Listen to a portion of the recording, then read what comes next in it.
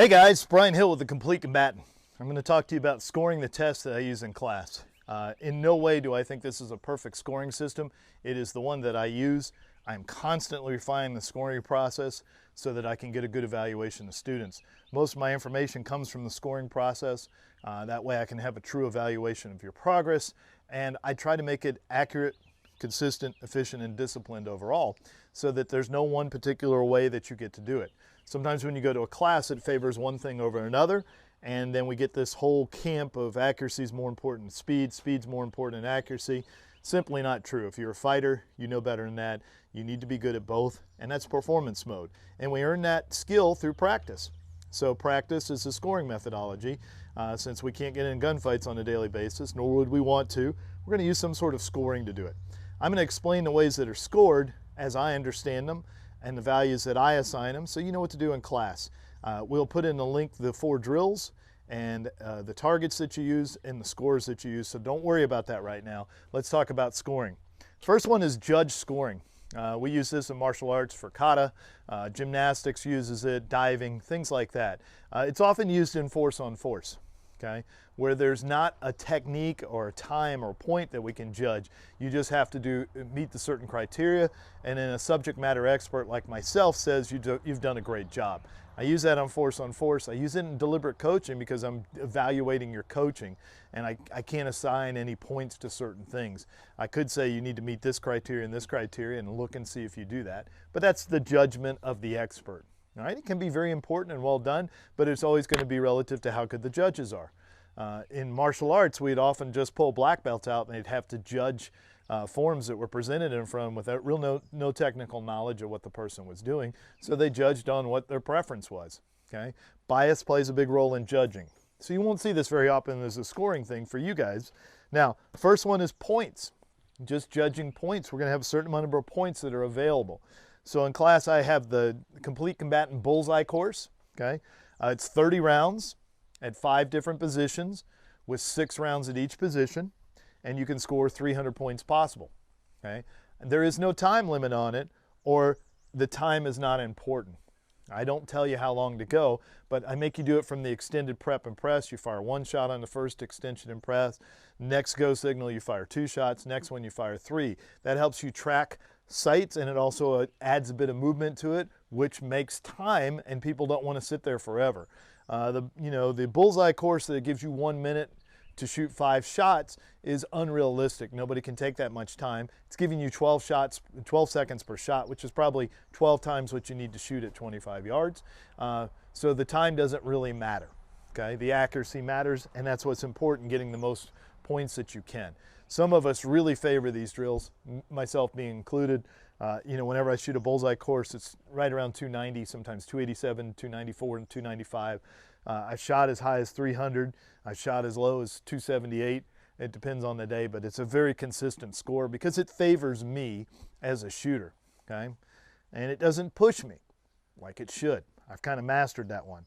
All right, the next one is par time with points. So we assign a value of how long it should take you to do something. Now, where would you get these numbers for how long it should take you to do something? Well, looking at USPSA and IDPA, we can have a pretty good value in classifiers of how long it takes somebody to do certain movements. There's fine instructors who have been teaching for decades that have curriculum, and they've assigned a point value to them. We have qualification courses with law enforcement, and what I tend to see is it's 40 or 50% of what a master level shooter could do in that situation. It's a great place to start. It shows a good baseline of skill. All right, so if I say draw and fire 2 to the center of the target and you have 3 seconds, at the beginning when you first start shooting it, 3 seconds sounds really fast, but a master level instructor would do it in 1.2 or 1.5 tops. So you have double the time. So it allows you to get the points. Really my favorite. I shoot that excessively well because I'm fairly efficient, so it gives me a lot of time to aim. It's a good process that keeps me forward, and then I can shoot the mix 6. Mix 6 is a cognitive drill for me. We have different hand positions that we start from and different tasks, so we're stacking cognitive decisions in there, and it's a fairly simple course of fire. You have 15 rounds total, which gives you 10 points per round, so it's 150 points. And what you're looking for is a 90% score and above, which would be a 135 if my math is correct. Sometimes it's not, but right now I'm pretty sure about that one. The next one we move to is time plus points. All right, and a lot of people use this methodology. Gabe White uses it in his class, Scott Jelinski, and they both use it in a different methodology. So either you have a limited number of rounds you can shoot. That's what we see in the tactical world. There's no makeup shots. So you have to shoot a number of rounds, and either you make it in the time and 100% accuracy, or you miss and that adds to your time, okay? This is IDPA scoring. It's how long it takes you to shoot a stage plus how many points you were down, add seconds onto it. So the favoritism in IDPA is towards accuracy. In Scott's class, you have to have both. You have to be fast and accurate to make the standard. In Gabe's class, you can miss, but you have to be really ahead of it, and you can just barely miss because it adds. So it's an important scoring methodology. It's a very honest one, okay? I use it for the trifecta, which is draw and fire one shot to an 8-inch circle, draw and fire one shot to a 4-inch circle, draw and fire one shot to a 2-inch circle. I give you 9 tries total, so it means 3 have to be successful. If you don't hit the target in those 9 tries, you're out. You have to hit the body, the head, and the small ocular box that we use. So it is an absolute score. You have 100% accuracy. You add the time together. So if you're a really good shooter, 0.8 to the body is doable, 1 to the head, and a 1-2 to the ocular box is doable. We get a 3-second score. Now, in order for me to add all this stuff together and get a number that we're going to talk about at the end, I turn it into a percentage, okay? So 3 seconds, the lower you get, the worse your score is if we're adding it together. So I've got to change that. So turn the 3 into a 30. Just add a decimal point, subtract it from 125. You ask me why 125?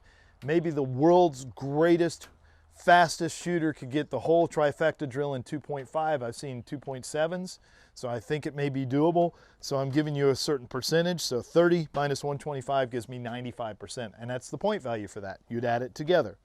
The percentages are just to make your life easy, because if I don't give you a percentage, you won't know what it means. Okay? And in class, I say you should be 3 seconds and under at a master level, 4 seconds and under at an advanced level, 5 seconds and under at an intermediate level, 6 seconds and under at the beginner's level. Anything above that, you need a lot of practice. Okay? It's an absolute value. The final one is the one that drives everybody crazy. Oh, good Lord. Okay? I didn't realize what I was getting into when I started teaching this one. All right? So it's contest stock scoring, which means the points are divided by the time. So what's more important, time or points? The answer is yes. Okay? You have to do it as efficiently as possible, and you have to get as many points as possible. You can miss, but you can't miss and go slow. All right? You can't go slow and get all the points. You have to value both of these. And this forces people into making decisions. Okay? And if they don't program themselves well to shoot at their current level of skill, and they decide they're going to be more accurate and take their time, or they're going to shoot as fast as they can and hope it works out, it never does. Okay? So you got 15 shots on the core 4. They're worth 5 points each. Possible 75 points. Somebody who's a really good shooter can do the whole core 4 in a cumulative time of 8 seconds, but it'll probably be higher than that. All right. So say I'm a great shooter and I did 7.5 and I got 75 points. That gives me a 10. Okay. That would be the hit factor. That's what we talk about in USPSA. But 10 doesn't mean anything to anybody. Okay. So what I do is give it a multiplier to turn it into a percentage. All right. And I wanted it to be a multiplier of 10 because that's the easiest, but people can't shoot that well. And for a master level score of 90% and above, the 11 is the right multiplier for it. You ask how I got to that. It's the numbers that a very large group of master instructors, master shooters can shoot at. All right. It is the highest in level of possible shooters, and there's not a lot of people in the country that can do it. So far, I've given out 1 patch with the scoring system. AJ Zito, who's a phenomenally good shooter, master level shooter in USPSA, staff instructor for Modern Samurai Project, has his own training company. He's a good shooter, all right? And he got it, I think, 92%. So it's a hard course, and I don't expect everybody to get it. So we've got percentages now. What I say is if you get a blue ant patch from me, that's 60% of what a master shooter can do. So from 60 to 69.9 is the blue patch. The colors come from martial arts. The purple patch is from 70 to 79.9%. The brown patch is from 80 to 89.9%, and the black patch is 90% and above. okay? And if you're at the top end and you're shooting 96, 97, 98%, you're shooting more like a grandmaster than a master at that point, okay? And that gives a percentage. The times 11 gives a percentage, and it allows people to relax because they know what they need to do. As an instructor, it gives me a number that I can add all together, all right? So I got 300 points here for the Bullseye. I got 150 points for the Mix 6, so I'm at 450. The Trifecta could possibly get 100 points if I shot it in 2.5. So, you know, that would get me there. That'd give me 100 points, so I'm at 550, okay? And then points divided by time on the Core 4 with the multiplier, I'm gonna end up at 90 or 80. So I could get 100% on that, so that puts me at 650. It's unlikely 650. So I give you a little bit of leeway on it. So 90% above is 580. Just a bit of leeway on it, all right? So if you add all these together and you shoot better than 580, you're a very good shooter in all categories, all right? You have shot just for accuracy. You've shot for accuracy under a time pressure. You have shot something where time and points both matter, all right? You have shot something where time, points, and processing matter for a multiplier. And then you get this final score. Whoever gets the highest score gets top shot in my class. Makes it really easy. It's hard for me. It's a lot to administrate. What I make everybody do is learn to score their own targets. Okay? It's important to learn to score your own targets because when you leave my class, what I want you to do is have some way to go practice. Okay? So when you're scoring the bullseyes, it's points down minus 300. You know, so if you're in the 10, down 0. If you're in the 9, down 1. If you're in the 8, down 2. If you're in the 7, down 3. And if you miss the 7, you're down 10. Take that off 300, gives you your score. All right. The Mix 6, it's a bullseye, scored the same way. As long as you make the par times. Now, if you're over the par times, that shot doesn't count, so it costs you 10 points. So once again, it's points versus time.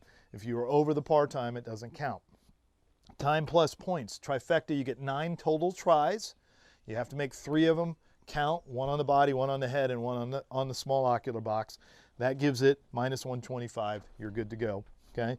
And then the Core 4 is adding up all 4 times from the different movements, draw and fire 2, draw and fire 6, 2 to the body, 1 to the head, and draw and fire 2, reload 2 for 8 seconds, 9 seconds, 10 seconds, divided by your points, times 11, get your total score, okay? I want you to be accurate. I want you to be consistent. I want you to be efficient. I want you to be disciplined, and I want you to quit choosing sides because you can't do it, all right? We talk about people quite frequently in the tactical world that shoot too fast, and it is a problem. If you're shooting without seeing, that's incredibly wrong. So our goal as a coach is always to chain it to seeing and assessing. But the other side of that is if you don't get in the fight and you're so slow, we're never going to have a court case because you're not here anymore, all right? We have to look at what bad guys do to beat good guys then. And we have to figure out how slow they were. John Correa's work on active self-protection gives us a great ability to know that, you know, we would like to have a 1-5 draw under pressure. But that's not just you practicing and getting a 1-5. You want to build in some reservoir of skill because you may fumble a little bit when you go to get your shirt or your gun out. So that costs you a quarter of a second. And you may need to verify your sights slightly more because you want to get a good hit. So therefore that costs you another quarter of a second. So if I can do in speed efficiency a 1-second drill and a performance goal of 1-2-5, then if I have any problems, a 1-5 drill is on the table for me in a real life situation. It all matters. You can't trade hits for time. It all matters, all right? If you're in a boxing match and I told you to slow down and punch the person more accurately, he gets 5 punches per second, you get 2, you're gonna lose that fight. You're 100% going to lose that fight. He's going to hit you a lot more than you're going to hit him, and he's going to interfere with your ability to do it. So quit choosing sides. It's not important. You can't do it in any sport in the world. You can't do it in fighting. You certainly can't do it in a gunfight. You need to be both fast and accurate at the same time, and you have to develop some sort of performance methodology that makes you work under pressure.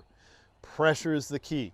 We have to get better under pressure. Some people say you're going to fall to your lowest skill level, and that's true, but guys, build your skill level up so you don't fall so much and you can be able to shoot consistently.